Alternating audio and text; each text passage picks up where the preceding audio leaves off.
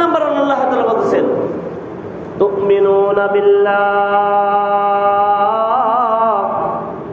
ওয়া রাসূলিহি ওয়া তুজাহিদুনা ফি সাবিলিল্লাহ বিআমওয়ালিকুম ওয়া আনফুসিকুম যালিকুম খায়রুল লাকুম ইন কুনতুম তা'লামুন। আল্লাহ তাআলা ঈমানদারদেরকে ডাক দিয়ে বলতেছেন, ও ঈমানদারেরা, ও মুমিনগণেরা, ও আমার আপনজনেরা, হাল আদুল্লুকুম আলা তিজারাতিন তুনজিকুম মিন আযাবিন আলীম।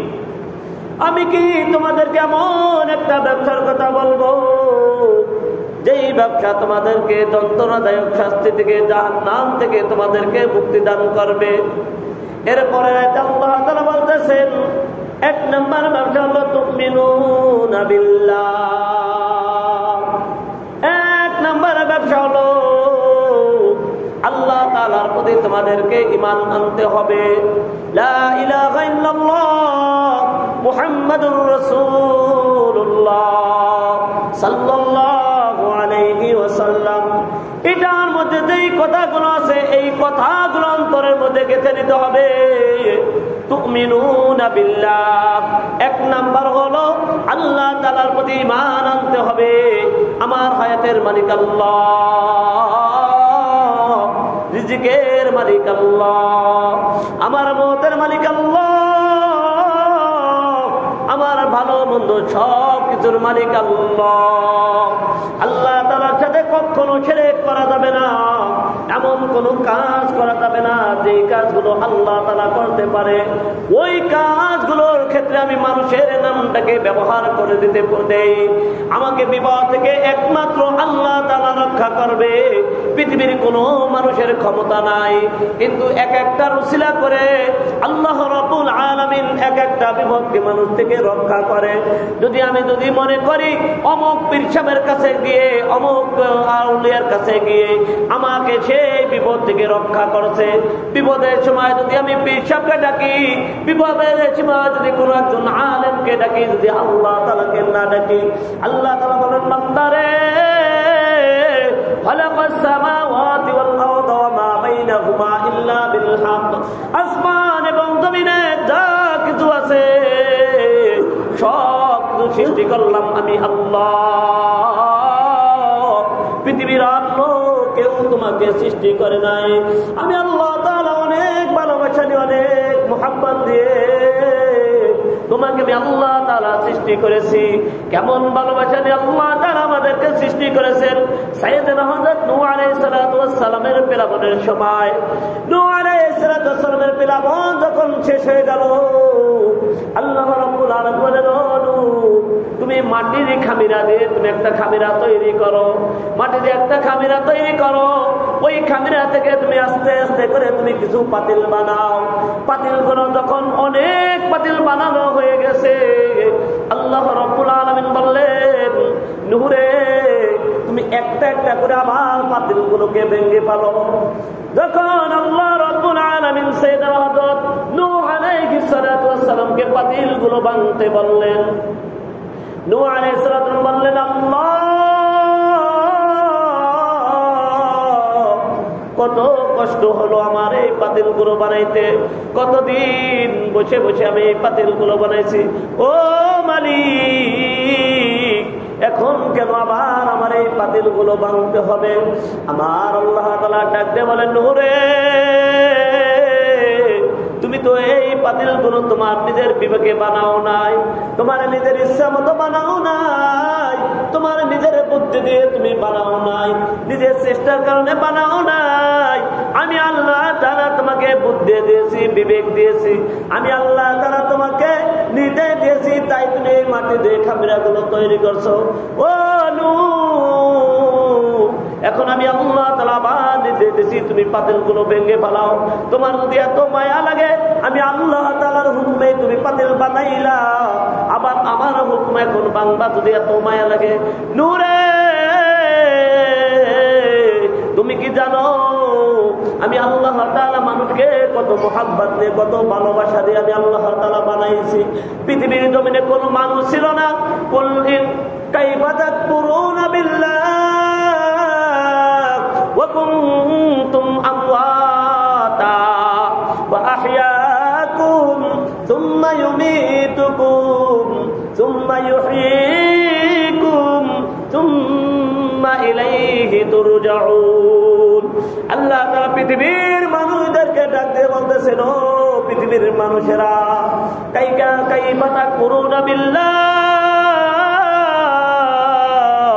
তোমরা কিভাবে পারো আল্লাহ তাআলার সাথে নাফরমানি করতে, কিভাবে পারো আল্লাহ তাআলার সাথে শিরক করতে, কিভাবে পারো তোমরা আল্লাহ তাআলার সাথে কুফরি করতে।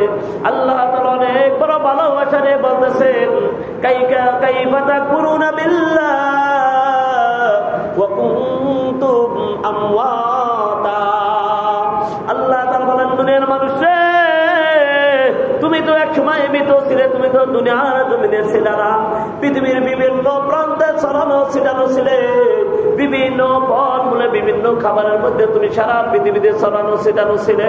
আমি আল্লাহ তাআলা ওই ফলগুলোকে কিভাবে কিভাবে তোমার মা এবং বাবার মধ্যে বক্ষণ করাইয়া, ওই খাবারগুলো তোমার মা বাবাকে বক্ষণ করাইয়া তাদের মধ্যে সামান্য 2 ফোঁটা নাপাক পানিকে আমি আল্লাহ তাআলা সৃষ্টি করিয়া দিলাম।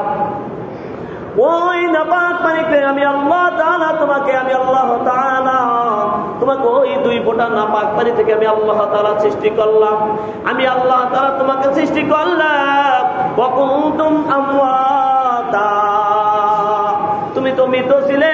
ওয়া আহইয়াকুম, আমি আল্লাহ তাআলা তোমাকে জীবিত করছি। সুম্মা ইউমীতুকুম সুম্মা ইউহয়ীকুম, আমি আল্লাহ তাআলা তোমাকে আবার আমি আল্লাহ তাআলা মৃত্যু দান করব।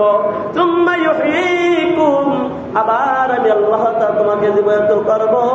সুম্মা ইলাইহি তুরজাউন, এরপর তোমাদের সকলের আবার আমি আল্লাহ তাআলার কাছে ফিরে আসতে হবে।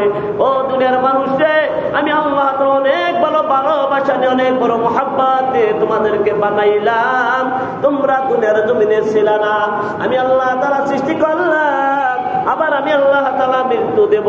কিন্তু দুনিয়ার জমিনে কিছু সময় জন্য তোমাকে পাঠাইলাম।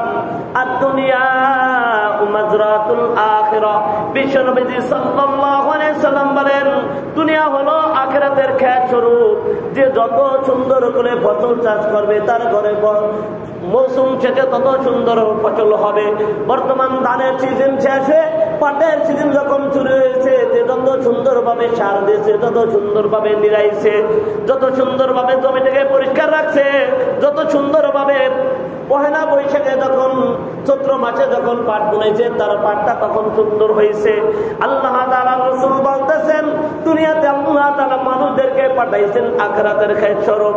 আখিরাতের ক্ষেতের জন্য, অর্থাৎ দুনিয়া থেকে মানুষ ক্ষেতের ফসল চাষ করবে, কি কত ফসল বুনাইতে পারে, কত ফসল রোপণ করতে পারে, এই ফলগুলো সে আখিরাতে গিয়ে খাইতে পারবে। আল্লাহ তাআলা দুনিয়ার মানুষদেরকে দুনিয়ার জমিনে পাঠাইলেন পরীক্ষা করার জন্য, দুনিয়াতে শাক সবজি রোপণ করার জন্য, অর্থাৎ দুনিয়াতে ফসল রোপণ করে আখিরাতে গিয়ে ওই ফসল খেতে হবে। আল্লাহ রাসূল বলেন, আল্লাহ তাআলা মানুষদেরকে আখিরাতের দুনিয়াকে আখিরাতের ক্ষেত স্বরূপ বানাইছে। যে যত সুন্দরভাবে মাটিটাকে উর্বর করতে পারবে, তার ফসল তত সুন্দর হবে। আল্লাহ তাআলা বলেন, নূরে ও তুমি কি জানো আমি আল্লাহ তাআলা কত মুহাব্বত দিয়ে, কত ভালোবাসা নিয়ে মানুষদেরকে সৃষ্টি করেছিলাম। কত মুহাব্বত দিয়ে আমি আল্লাহ তাআলা এই মানুষদেরকে সৃষ্টি করছি এই মুহাব্বত দিয়ে।